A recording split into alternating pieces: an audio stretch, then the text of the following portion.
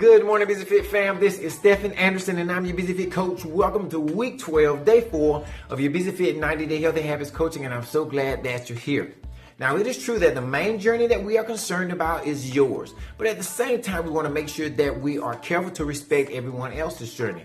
Now, that means it's good for us to be careful not to be directly or even passively offensive to people when we start sharing a lot of the things we're learning and helping them to see all of the terrible things that can happen to their bodies from making these less healthy choices. It's best just to love people where they are, but at the same time be able to express to them that you want to be respected for the choices you're making that you feel like are best for you. So when it comes to talking about your reset, I want to give you a few things to consider. And that means whether we're talking about sharing with your family, who you may be asking for some understanding and support, or just sharing with your friends or coworkers who may be looking at you strange when they see you eating that grilled chicken and salad and drinking that water instead of getting the hamburger, fries, and the soft drink. So let's go ahead and get started. Number one, when it comes to talking about your reset, you really want to do it during a time that is relaxed and away from food.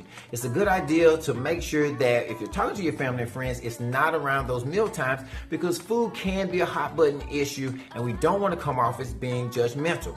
Now, hopefully your choice will come off as something that you're doing to make yourself more healthy and not to point out how unhealthy they are. Now, you can't always control how people receive your message, but if you give it in a place from love for yourself and for them, then that's really the best you can do. And just maybe you might spark them to take their own healthy journey from just hearing about you.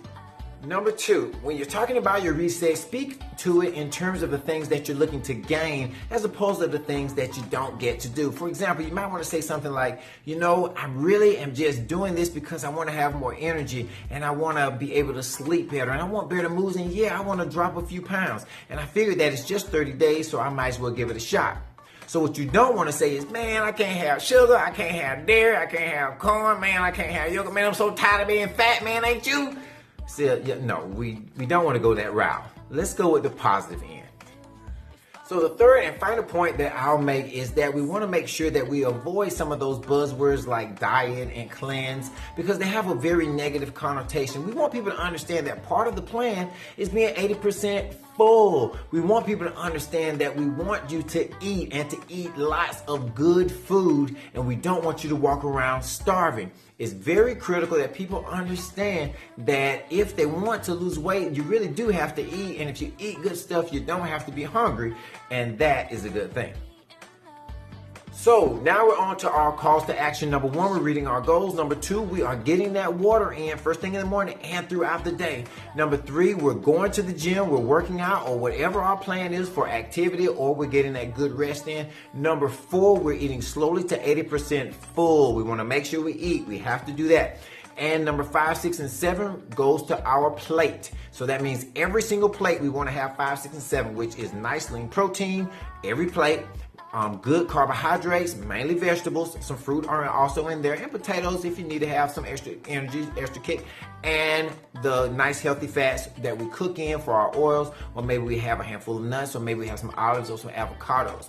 All right, and remember the other two, finding ways to practice your willpower. If that means sitting behind that person who you maybe zoom around in the traffic, go ahead and sit behind them and practice having that patience and that willpower. And then we want to make sure that we reinforce our healthy habits, knowing where that water is going to be first thing in the morning, doing our prep up for the setup on the weekends, making sure that every single meal has protein, carbohydrate, and fat involved, and you are just grinding at it, and you're growing and you're doing great. We're in the last week of the reset, so we're going to just keep moving. Now, tomorrow, we're going to talk a little bit about how to ask for some support for your reset. So until then, persist. I will persist until I succeed. I'll never give up because I got this now. I got this. You got this. And I'll talk to you on tomorrow.